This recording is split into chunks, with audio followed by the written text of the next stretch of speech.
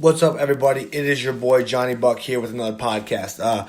So apparently I forget I think I'm using Spreaker. I forget. Anyways, apparently on this app, if you don't keep it open, it doesn't upload. So that's why there's been a delay with my podcast being posted. So I got one up yesterday. I uploaded it yesterday from recap in New Orleans. Really good weekend. Really life-changing weekend. Definitely check out that podcast. All right, so right here today, I'm going to talk about friends and friendship and your boys. I recorded this last night. It was late. I was fucking dead tired.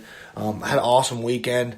I started out Saturday morning doing some jiu-jitsu. Got to roll at the gym with a couple of my members. I got some really good rounds in. And then I went to my buddy Dom's wedding. He got married at the Crest Center, I believe it was called. And, dude, beautiful fucking place, man. Asheville is an awesome area. If you've never been, you definitely need to come check it out. Don't fucking move here. We've got too many people living here as it is, all right? But the other thing, we have 200 people a week, over 200 people a week moving here. And there's no fucking jobs. So that's a pretty neat place. You know, it was one hell of a draw. But anyways, so my buddy Dom got married at the Crest Center. And it was really cool. I had to see a bunch of my friends from high school and whatnot. And it made me think about, there's a couple things that made this sequence of things happen for me mentally this weekend and how I got to this podcast, talking about friendship and your true friends. But after that, so Sunday, I recovered. No hangover, oddly enough. I think a little herbal remedy first thing in the morning really helped. And then I stayed active all day, had a great breakfast, had a great lunch. Fucking Sunday food was on point.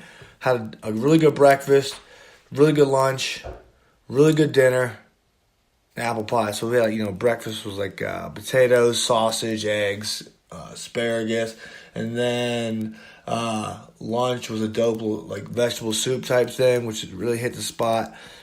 Increasing electrolyte replacement after I may have drank too much on Saturday. I definitely drank too much on Saturday. And then dinner was jambalaya. I'm on this New Orleans kick. Dude, the fucking food in New Orleans was amazing. Everything I ate on Saturday, every meal Sunday had Creole seasoning in it. That's my new shit. I've liked the Creole for a while. But anyways, let's get back to this podcast. What we're talking about friends and how I got here. So, I've born in Florida, moved to Asheville when I was 5 years old. I'm 33 now, so I've lived here the vast majority of my life, with the exception of when I was in college for 5 years in Charleston, 5.5 years. Some people take fucking longer to get done with college than others, okay? Just leave me alone. Anyways, plus it was Charleston. Who the fuck would want to leave Charleston? I did. I moved back to Asheville. Anyways, so let's talk about what we're trying to get on topic today, as friends. So my boy Jacob, we played football together in high school. He went in the military, got out, he's doing real well. He hit me up. He said, "Hey, listen, I stopped by your gym the other day. Brian was working with a client, so I didn't have time to talk. But he hit me up about gym membership. So we talked about it real quick. I gave him, my mini spiel, nothing sales pitch. He said he's joining anyways. And I said, yeah, man, because he's one of my buddies. I offered him a discount because he's my buddy. He's a friend of mine, a good friend of mine. And he told me he didn't want it because, and this is what really hit home for me, and it's something I've harped on a lot before, but what hit home for me was, he said, I'm supporting my friend's business, I'm supporting my friend's livelihood. I want to make sure he can eat. And that's super cool. Like, that was awesome. My buddy Dom, the one that I went to his wedding, him and his family own a pizza spot. I go in there as often as I can. It's on the opposite side of town usually, but I'll make a trip over there because the pizza is way fucking better. It's 828 Family Pizzeria if you're in the area, man. Definitely check it out. But I went over there. It was do his primo stuff. He'll give me a free beer on occasion, or usually when I come in there. And then, but I never ask for free pizza. I never ask for free anything. He offers that to me because we're friends. And that's super important that you support one another. I've got my boy in Canada, Kent Peters. He runs Supernatural Survival Gear. if you're in jiu-jitsu or any grappling sport, definitely check his shit out. It's fucking primo. He did a custom rash guard for me for what the fuck was it for? Catch Worlds. And dude, super primo shit. Definitely check it out. It's really good stuff, and I highly support it. But that's my buddy. He's also done all my Vale Tudo shorts for my gym, my booty shorts.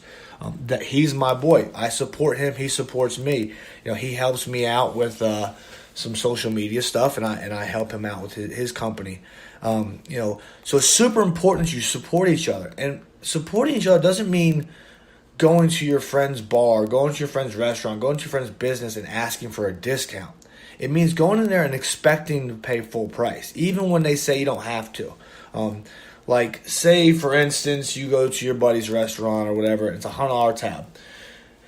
Knocks half of it off because you guys are boys. You should still give them $100, right? At least hook the weights or something, do something like that, But you need to fully support your friends, and that's both financially if they own a business and personally. Like, there's certain situations that I've been in my very checkered past that we faced a lot of jail time potentially. Long story short, there was a fight one night, and things got bad, and nobody died or anything. It was your typical fucking fight. It's completely blown out of proportion because the big dude got ass whooped. But so it went to lawsuit. Long story short, we all lawyered up. Nobody would snitch on the other one. All three lawyers like, what the fuck? The DA was like, what the fuck? And it got dropped. But that's what my take one for the team situations. Like, listen, if you guys are boys and there's legit jail time being faced. Like, one of my boys was facing 10 years potentially because of his super checkered past. But that's what we do for another. If I listen to Ryan Stewman's Hardcore Closer, you should definitely check that out. That dude surrounded himself with fucking losers in the beginning, and he finally figured it out to get rid of these fucking scumbags. These people that they're fair weather friends. They're there when things are good, and they're not there when things get bad. Or they fucking throw you under the bus, even worse. That's fucking the worst thing you can do is throw your friend on the bus. So to me, friends, like legit friends, your boys, your real boys are the most important thing on earth, because you don't get to choose who your parents are. You don't get to choose who your brothers and sisters are. You don't get to choose who your cousins are. You're born into that. But you do get to choose who your friends are. And I think that makes the biggest fucking difference in how you end up in life. I've done a very good job surrounding myself with excellent people. The people who are generally concerned for me. They want me to do well, and I want them to do well. It's one of those things where I get more excited for my buddies' big wins than I do my own. A lot of times I even pay attention to my wins, which I've started working on. But, I get more hyped up for my buddies' big wins than I do my own. And that's, to me, that is what matters. That's what's most important. Like, my boy CP came in, took a couple pictures of my gym when he happened to be in town, shared it on Facebook. He's hyped up for me.